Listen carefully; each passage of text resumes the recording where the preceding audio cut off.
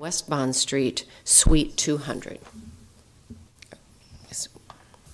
And with that, we will move to item number 3 on the agenda, approval of the minutes. Approval of the minutes. Second. We have a motion and a second to approve the minutes from our Monday, February 11th meeting. Call the roll, please. Brinkman? Yes. Christensen? Yes. Lamb? Yes. Rabel? Yes. Shore? Yes. Best? Yes. Motion carries 6-0. I neglected to introduce the fellow members of the RTSD board. Cindy Lamb from the City Council to my far left, Rick Vest representing the County Board, seated next to him, Roy Christensen, our Vice Chair from the Lincoln City Council, Jennifer Brinkman to my right from the Lancaster County Board, and Jane Raybold representing the City Council. So with that, we will move to item 4, election of officers. I move Deb Shore be president. Second. We have a motion and a second.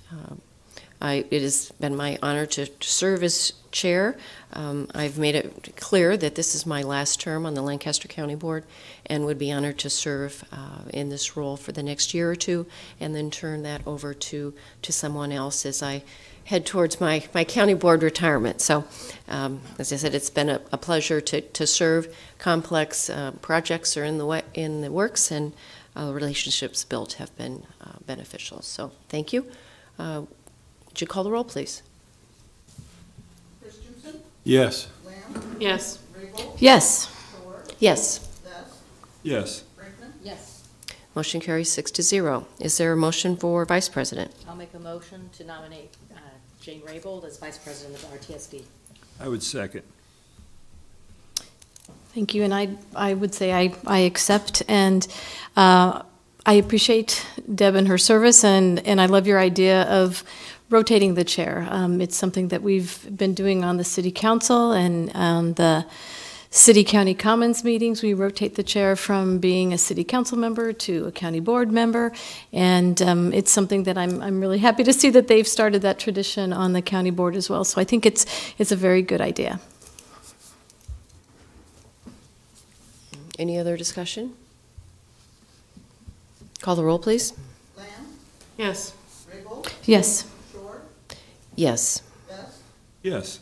Brinkman? Yes. Christensen? Yes. Motion carries 6-0. Is there a motion for secretary? I'd like to nominate Rick Vest as secretary. Seconded.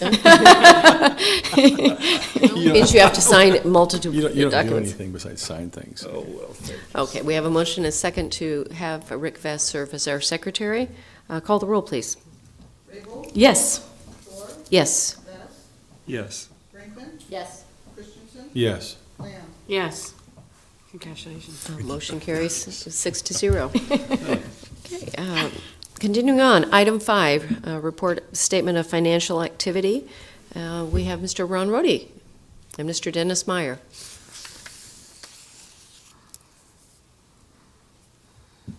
All right, good morning. Dennis Meyer, Lancaster County Budget and Fiscal Director. Today I'm just kind of getting up real quick to introduce Ron Rohde to you. Ron is our new accountant in the Budget and Fiscal Office, so he will be kind of the new face for the RTSD. So he's been around here for just a little over a month now, so I told him that you would kind of grill him with a bunch of questions today. So let's see what he's got. Now's the time. So anyway, I'll let Ron kind of just introduce himself. But like I said, he will be the new face of the RTSD, and I'll turn it over to Ron. All right. Thank you, Dennis, for that great intro.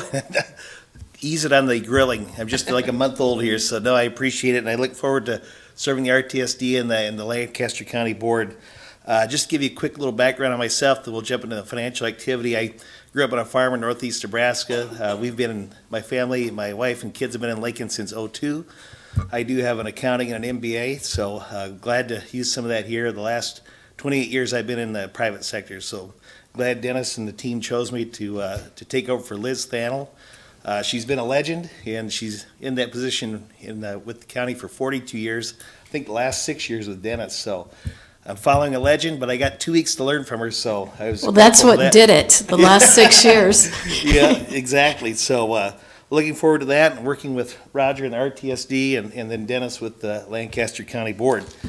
With that, and again, Ron Rohde with the Budget Fiscal Office, and just want to kick things off and kind of continue in the tradition that Liz and the board did and break this up into 3 different sections, and then any questions if you have any at the end. The first thing we'll do is we'll go through the receipts and disbursements, and this is financial activity as of February 26, 2019. The second item will be the ending cash balance and ending investment balance, and then the third section will be just a quick breakdown of some of the investment activities that we have through February 26, 2019. So, without further ado, number one on the list is receipts. Tax receipts, and these are year-to-date through fiscal year 2019. We have $2,722,791. Project cost reimbursements, miscellaneous reimbursements are $227,892. Investment interest income is $69,515. The total receipts is $3,020,199. Offsetting that are disbursements. We have commissions, refunds to the state of Nebraska in the amount of $50,942. Operating costs of $47,907. Construction project cost of $10,629,794, with the total disbursements of $10,728,643.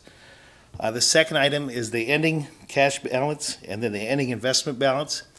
Ending cash balance totals $261,793, and the ending investment balance totals $6,382,800, and then the total fund balance is $6,644,592. The third section is just a quick breakdown, as you see on the paper in front of you, is total of CDs is $5,540,000. And then in money market, we have $842,799.71. And for a total of $6,382,800. So that's the 3 sections that we've provided in the past. And again, look forward to serving you folks in Lancaster County and the RTSD. Any questions? Anything unusual with the statements that stood out to you? No, we did. Okay. I did want to point out, I think, Deb, I'm glad you asked. We did get another money market for $500,000, so $500,000 was transferred there in the month of February. So that totals $500,308.82. So we're able to transfer some money to a money market. Okay. A little bit higher interest. All right. Is there a motion to accept the statement of financial activity? So moved. Second. Motion is second. Call the roll, please. Shore, Yes. Best, Yes. Brinkman, Yes. Christensen, Yes. Lamb, Yes. Raybold. Yes. Motion carries 6-0. Item 7, report of draft budget. Roger. And we have an updated copy. Yes, and maybe should back up and say item 6. For purposes of efficiency and not trying to go back, I would ask the board today if you would be okay. I'd like to try to take item 6, which is the draft budget CIP, item 7, that's the current budget, and item 9, that is the crossings and projects, and use our project budget sheet and simply go down through that, covering all of those items where we are currently in the budget, what's being proposed, and updating you on the projects as one item and see how that goes. I'm also open to new board members having any thoughts or ideas on amending, changing the agenda on how information is presented. But if that's okay, I'll try to go through all 3 of those items, allowing time for questions on any of those, if that's okay. So, again, with our what I've called my favorite piece of paper for the RTSD is the one page that shows last year's budget, current year budget, what we have spent, and then a proposed and draft budget for the upcoming year. In the operating budget, to date, through February 26th, as Ron said, we've spent 49%, and I expect us to finish on budget. In the proposed budget for next year, I would propose there are 4 increases. Those would be in the line item for support services that was $16,000. We overspent last year. We may this year. I was proposing to up that to $18,000. That's a $2,000 increase. In the legal services, that we would move from $8.5 thousand to $9,000. And in the audit and accounting would move from $11.9 thousand to $12.5 thousand. And later on in the meeting today, we do have the letter of intent and the budget audit contract for next year for your consideration. And then the other item that increased was under the insurance item from $5.5 thousand up to $8.5 thousand. The reason I increased that a little more this year is one of our insurance policies is on a 3-year renewal, and it'll be up in this upcoming year, so that total goes up a bit more that year. That would be the operating expenses, and I'd ask if there's any questions about that before I would continue. Any questions about the expense component? Okay, we'll move on to construction projects. Okay. Further down in the sheet, kind of right in the middle as we start construction projects, the first category in there is railroad crossing improvements. To date, in the existing budget, we have spent 0. However, I have added, and working with Liz and Ron, I've added another column in there showing a pending unpaid commitment. So if we have an agreement signed with an entity to improve a crossing, I'm entering that amount in there. So we're thinking ahead about what those commitments are. To date, we have unpaid pending commitments of just over $177,000. That covers paying for the new crossing at 33rd and Cornhusker that's been installed, but we haven't been billed. It's putting in 2 new crossings at 27th and Highway 2 and 48th and Highway 2. And then I also have an unsigned agreement. I have not added to this commitment yet. We still need to install the actual sidewalk at 33rd and Cornhusker on the west side for pedestrian movements while we're still waiting for the 33rd and Cornhusker project to come. I'd estimate that to be in the $15,000 to $20,000. I've got the agreement. I need to review it and have law reviewed as well. And I still would anticipate in the upcoming year an agreement with OL&B to replace the crossing at Y Street, and I'd estimate that's probably in the neighborhood of $50,000. We'd add that whenever that comes in. And then for next year, would propose again that we would continue our standard budget of $300,000 for those crossings in the upcoming year.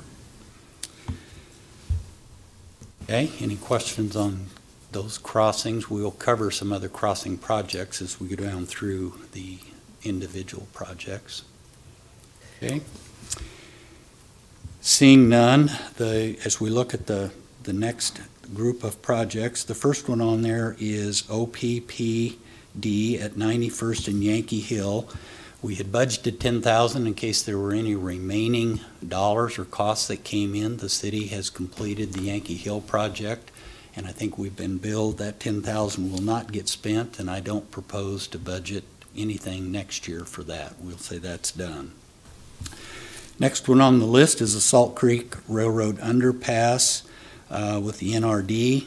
We had budgeted $50,000. We haven't spent that. They're still working on agreements. I would propose we simply carry that $50,000 over into the next year.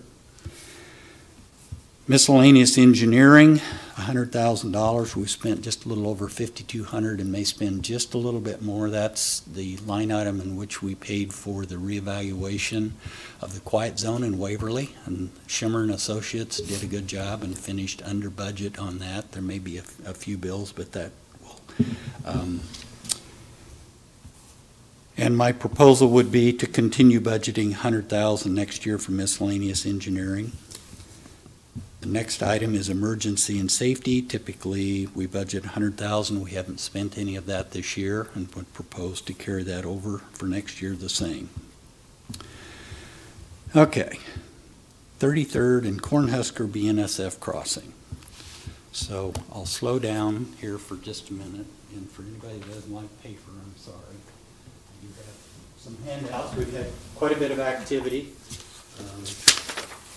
Anyone that wants electronic copies of any of this information that we're sharing and going over today, we'll be glad to get that to you. And it will be attached to the minutes as well. Yes. I also want to hand out what we've been calling kind of our talking points, fast facts for the 33rd and Cornhusker project.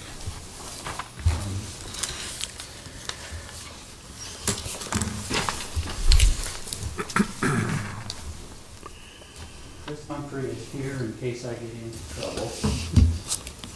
So maybe I should stop and say about a year ago or 9 months ago, if you'll remember, we had finished the Pell study for the 33rd and Cornhusker project, and there was a lot of communication publicly that now was the time to look at land use, a vision, what could Northeast Lincoln be in the future.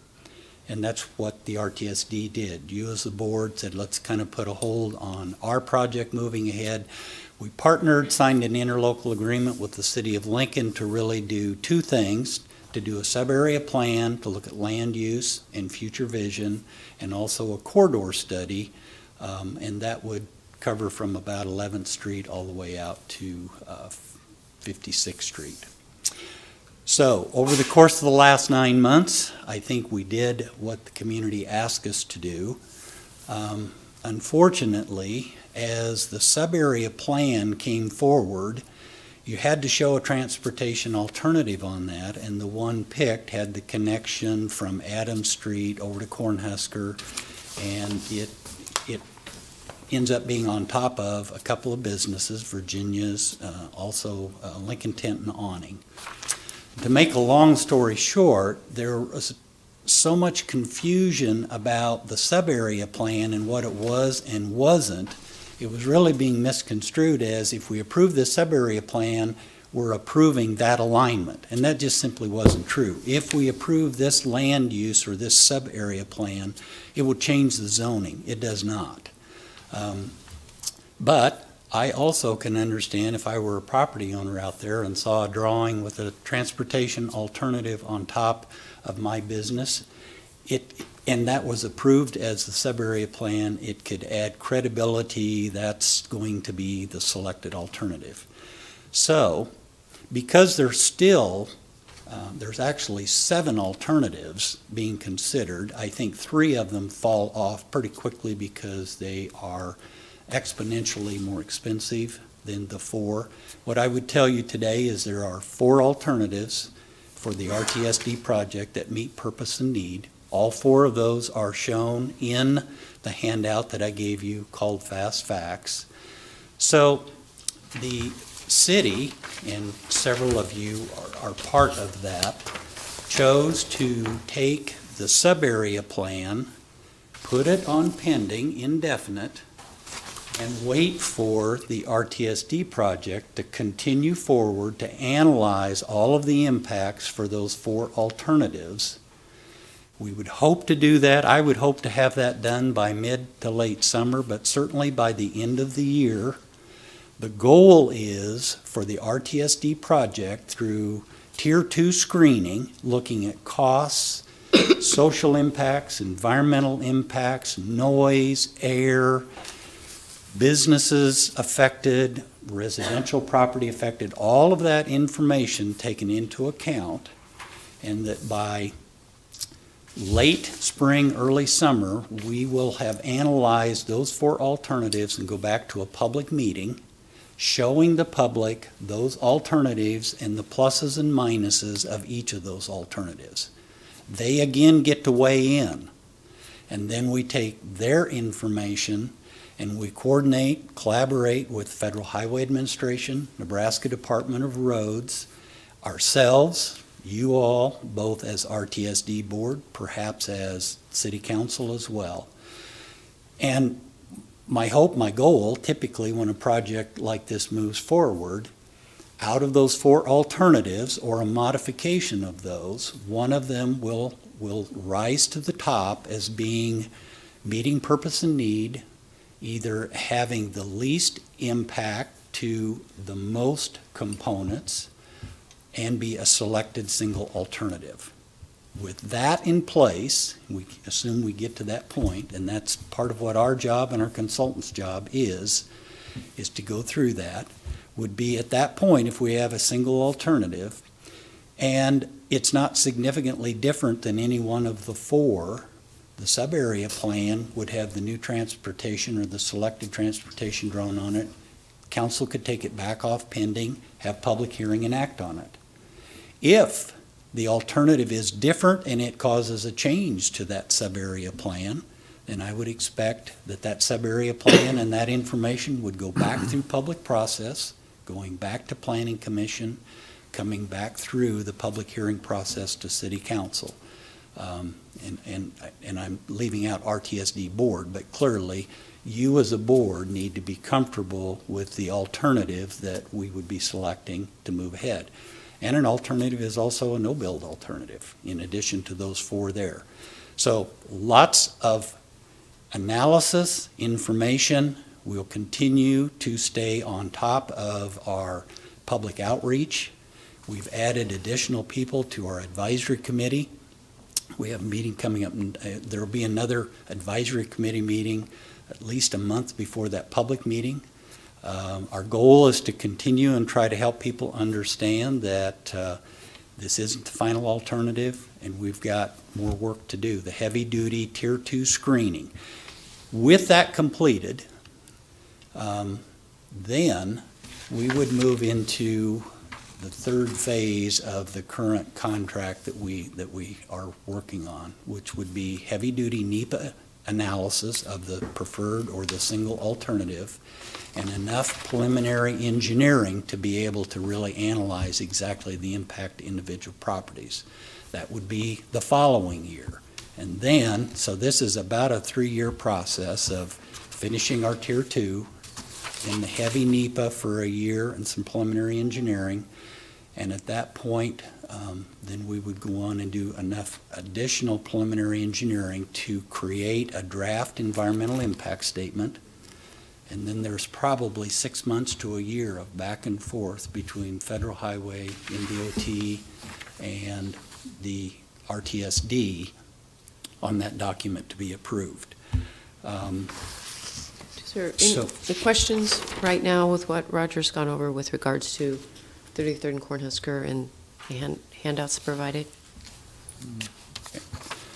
I'm going to make one other comment about budget for this project, but then I'll come back to it. I've got another handout with some 12-year CIPs and some cash flow for us to have some discussion. But the comment that I would make is the current capital improvement program had money for this project over this year and the next 2 of about $6.5 million.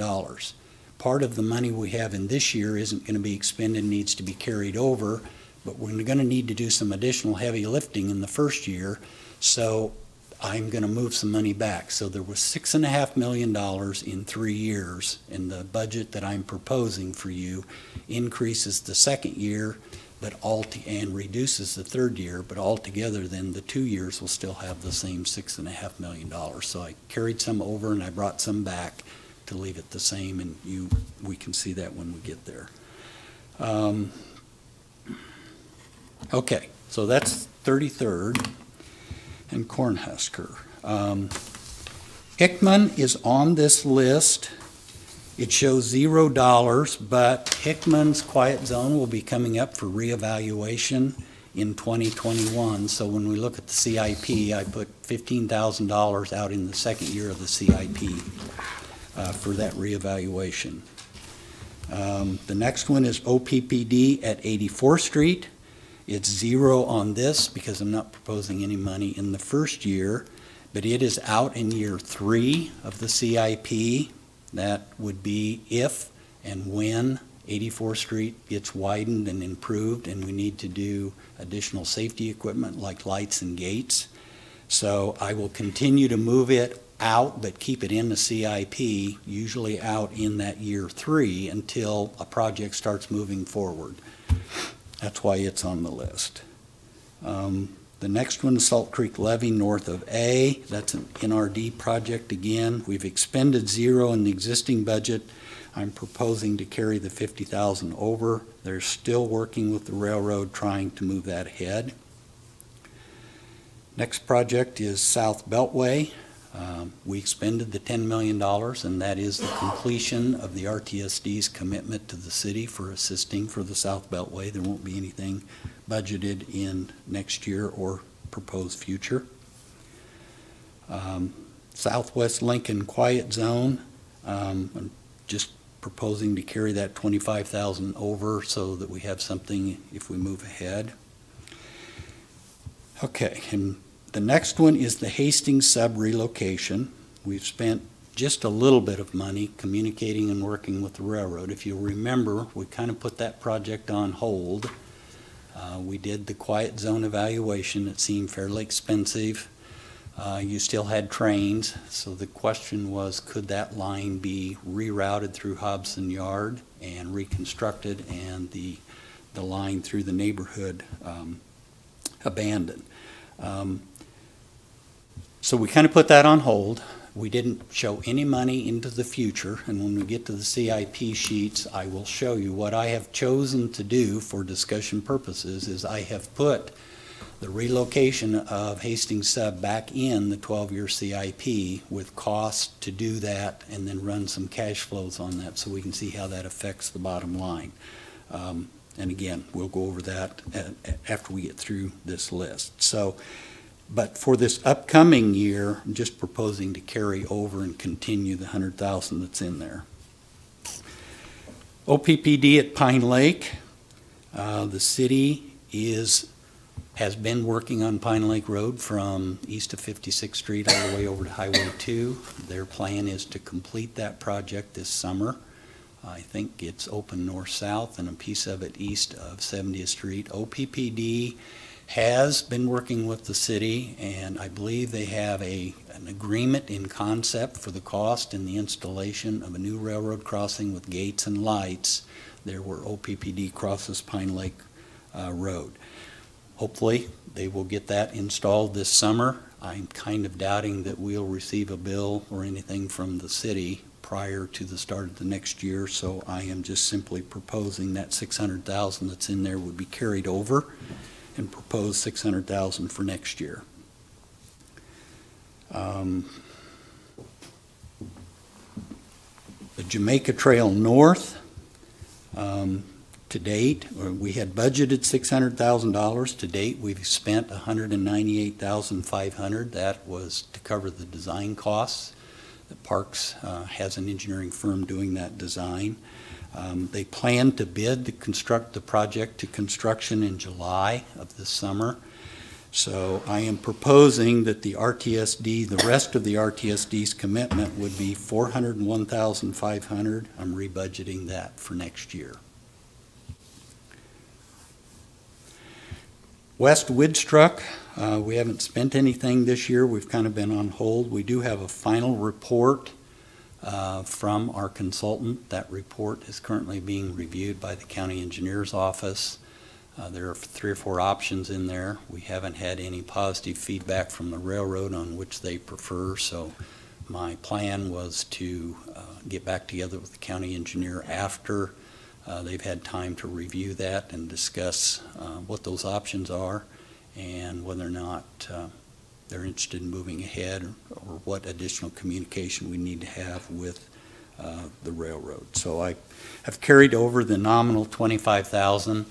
I would tell you project costs for the different options in there range from $800,000 to several million. So, and none of those are 100,000 to? Huh? How many million? Severals. Oh, okay. Multiple millions. Okay. And that is not included in a CIP, so if that project moves ahead, depending on what it is and the cost, it would have to be accounted for in the budget. North 48th Street, that we were partnering with the city on studying the underpass there in the intersection of 48th and Cornhusker. The city had put out an RFP. They have selected a consultant, and they're currently negotiating scope and fee in a contract. I think there is a possibility that once that contract is signed, we could actually have an invoice and pay our $100,000 before the end of the fiscal year. If we don't, I'll just carry that over to the next year. So that covers the projects, but again, I have CIP sheets and cash flows for further discussion, but I probably ought to answer any questions you might have just about the specifics of the existing CIP budget and what's being proposed. Jennifer?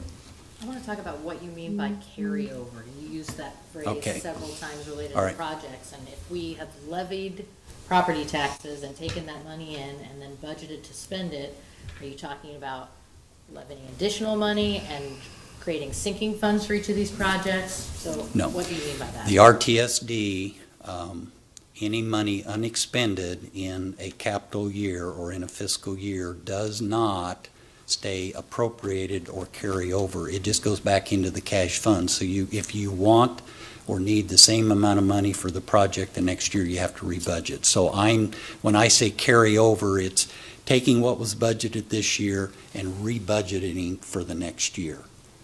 And if you don't rebudget, it just goes back into cash, and then it's taken into account. It's part of the cash as we run a cash flow and look at levy scenarios for the upcoming year. Other questions?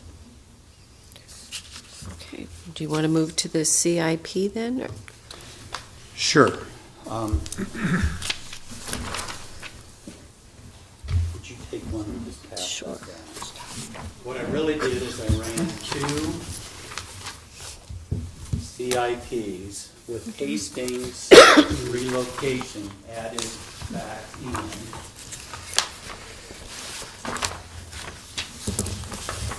Of course, I don't know what I did with my copies. So when those get to the end, can I borrow one back, please? Sure.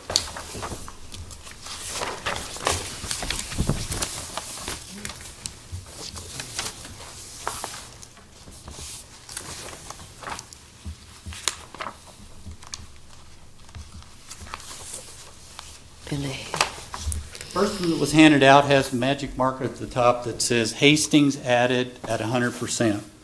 So if you look down through that sheet off on the left-hand side, I've highlighted in yellow the Hastings sub relocation feasibility, and by 100%, I've put in there what I think that project could cost on the high end, doing everything that the railroad has asked us to do, with the RTSD paying 100% of that project, okay? The second CIP handout is done with only 50% of the construction cost being borne by the RTSD. And on that second one that I handed out, I highlighted kind of those 3 years of construction, that's approximately 50%.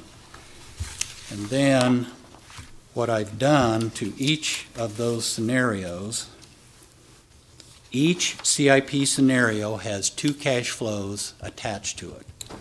The first one is leaving the current levy where it is at 2.2217, and I wrote that at the top of. And then the second one is increasing the levy to 2.26. At this point, I am not asking or recommending either of those. My goal was that you could look and see with Hastings put back in, when you look at the cash flow, the red numbers, it shows you, can we afford to do those projects? Even at 50%, there is a fair bit of red. I suppose I should have said, in the 100% sheet, we end up about 25 million in the hole. At 50%, we're 13 million in the hole. So it's fairly clear to me that if that project moves ahead, we're going to need to phase some projects. If 33rd and Cornhusker remains our #1 priority, this project either needs to not be on there, be phased, and move further out. And that was the whole point of giving you this information, to see how those projects affect cash flow, and perhaps start you thinking at this point is, in June, we will have a draft or a proposed budget for you. We'll have a proposed 12-year CIP, and at that June meeting, when you approve a budget, we typically then also propose and ask for a levy from the county board. So wanting you to think a little bit about that between now and then, as well as if there's any projects not in here that you think should be added, or projects that are in here you think should go away. This is to try to give you information to be thinking and planning ahead for budgeting purposes and levy purposes in June. And the 50% is the assumption that the railroad would contribute at a greater rate? Probably federal government and the DOT. There would be some contribution from the railroad, but it's not 50%. It might be closer to 10% of the 50%. They're only required federally to participate in 5% of certain kinds of projects, but we're not at that point yet. So that's kind of what I have for you A all. lot of information, I'm sure, particularly for new board members. And if they're interested in meeting with you to go over the details, that certainly is an option. Yes, my email and my cell phone is available, and my calendar is usually fairly open. I'd be glad to sit down and go over any of that information to help you in your decision making.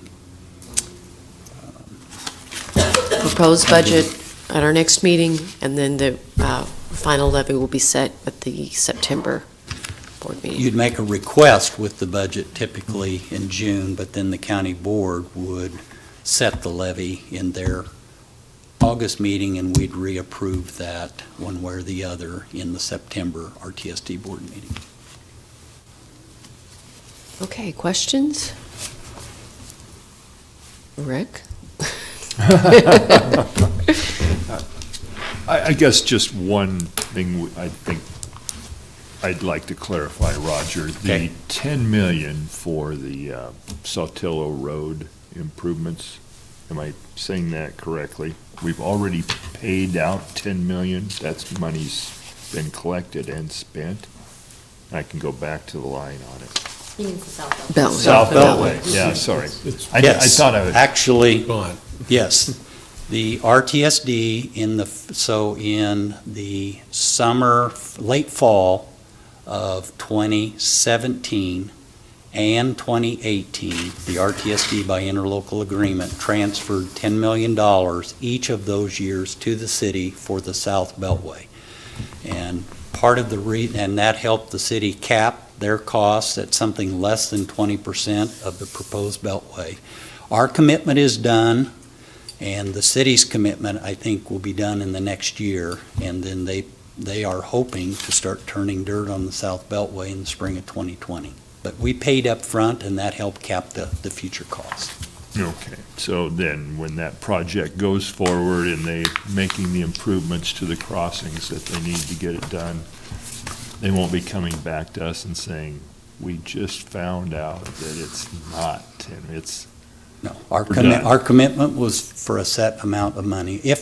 I suppose if the Beltway didn't cost $300 million, it was half of that, and they got it all done, and there was evidence that the railroad improvements were significantly less, and I would tell you today, I think they're more than the $20 million we paid.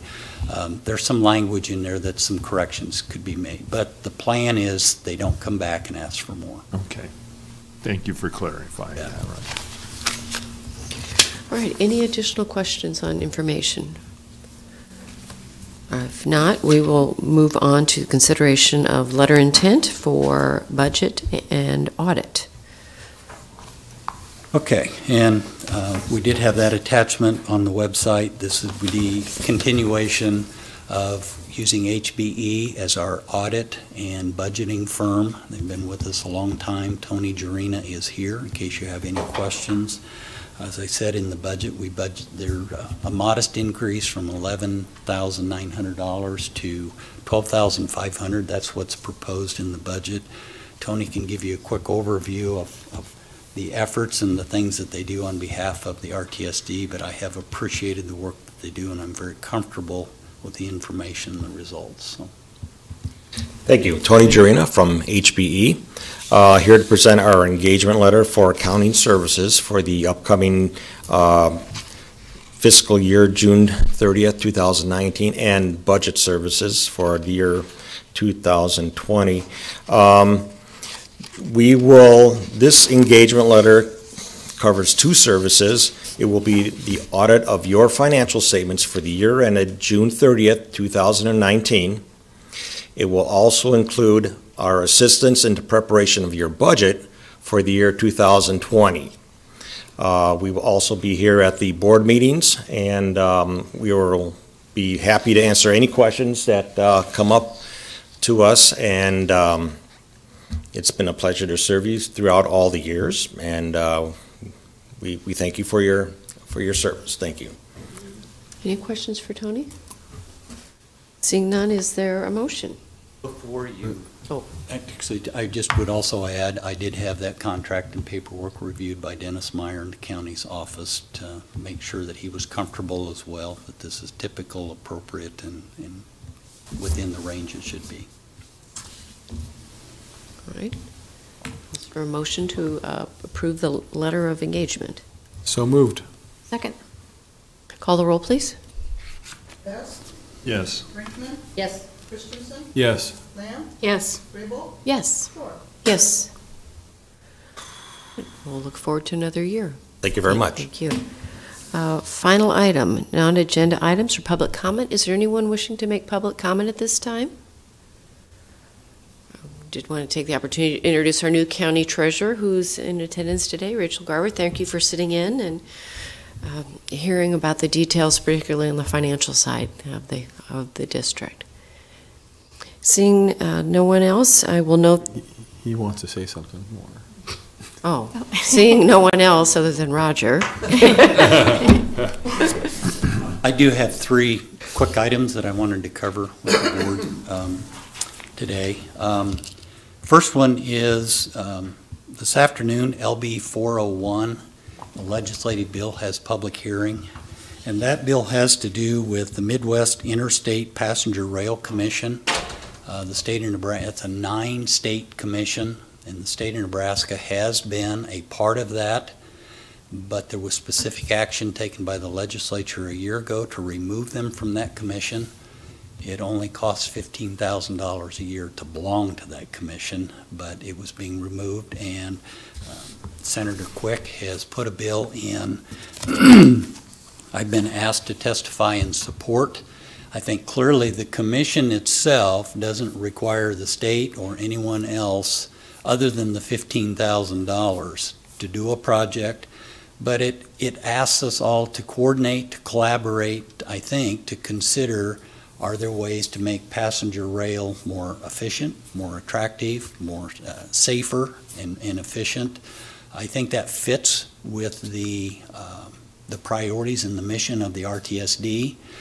Within that commission, if projects come up that can close crossings, pick up the speed, those are things that fit with the mission of the RTSD. So I was going to testify in support of that this afternoon. And if that bill would happen to move forward and pass, it does have the emergency clause, it would go into effect. We could have further discussion with the board as to whether or not the RTSD would be more of a funding partner. Any number of things, but we could have more discussion on that if the bill passes. That's this afternoon. The other thing I wanted to point out is the four-state Kansas, Nebraska, Missouri, Iowa Highway Rail Safety Conference is in Olathe, Kansas, March 20th and 21st, and I am registered and plan to go down there. That always is a good time of getting together and reviewing with other rail experts, things that we should be doing perhaps for rail safety and crossings. And then the final thing would say, I'm currently working with the city on proposing to extend my contract as the executive director for another year from May of 19 through April of 20. And we haven't finished that, but I don't anticipate any issues in being able to continue to serve as your executive director. So, any questions on any of those? Questions on any of those three items? I move adjournment. Second. Okay. We have a motion and a second to adjourn. I will note that the next meeting will be held on Monday, June 3rd at 11 a.m. Call the roll, please. Brinkman, Yes. Christensen, Yes. Lamb, Yes. Rabel. She departed approximately 3 minutes ago. Okay, Shore, Yes. Best. Yes. Great. Thank you very much. We are adjourned.